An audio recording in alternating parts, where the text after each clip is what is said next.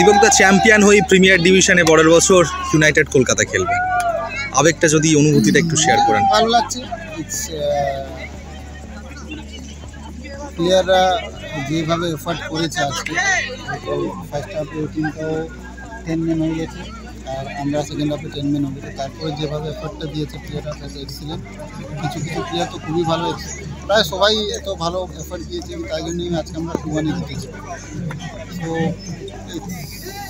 আমার ফার্স্ট এটা আছে হেড কোচ হিসাব, আর চ্যাম্পিয়ন হয়ে আমি প্রিমিয়ারের খুবই ভালো। বিপক্ষের দল রেফারিং নিয়ে কিন্তু খুবই অসন্তুষ্ট। এটা হয়, এটা সবসময় হয় আর সবসময় থাকে আর থাকবেও। আগে কোনো করার নেই, এখানে কোনো কিছু করার নেই। আমি কোনোদিন রেফারি এগেন্সে আমি কিছু বলি না, আজকেও কিছু বলবো না। এটা ওনাদের বক্তব্য আছে, যিনি কোচ ছিলেন, এখন ওনারাই জানেন। আমি এতে নিয়ে কিছু বলবো। দুদিন আগেই প্রশান্তদা এইভাবে সবাইকে ছেড়ে চলে গেছে, আজকে জয়টা সব ফুটবলাররাও বলেছেন যে প্রশান্তদাকে উৎসর্গ করেছেন এই বিষয়ে। তাই জন্য আমরা একটা সিটও ছেড়েছিলাম ওখানে ডাক আউটে।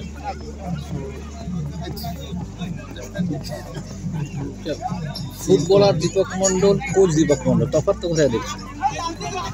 ফুটবল অনেক বড় বড় ম্যাচ লড়েছো, জিতেছো, কোচ দীপক মন্ডল। ফুটবলটা খেলা ইজি আছে, কোচিংটা ইজ ভেরি ডিফিকাল্ট। আমরা আগে হয়তো গালাগালি দিতাম, এখন আমাকেও ছেলেরা গালাগালি দেয়, এখন বুঝতে পারছি জিনিসগুলো। কোচ যে থাকে সবসময় ইটস ভেরি ডিফিকাল্ট, টাফ পজিশানে থাকে। একটা ভালো এক্সপিরিয়েন্স। আমি বুঝি যতক্ষণ কাজ না করবো ততক্ষণ বোঝা যায় না জিনিসটা। তো এই যে আমি যে নিয়েছি, এটা কাজ করে বুঝতে পেরেছি জিনিসটা।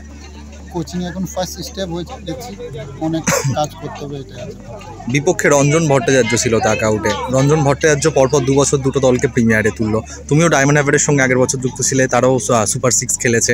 তো এই দুই কোচের লড়াইটাকে তুমি কিভাবে দেখলে, দীপক মন্ডল আর রঞ্জন ভট্টাচার্যের লড়াইটা? উনি বড় কোচ, অনেক দিন ধরে উনি করছেন, আর আমি তো এই সঙ্গেই পা দিয়েছি। আর ওনার অ্যাচিভমেন্ট আমার থেকে বেশি আছে কোচের হিসাব। It's good.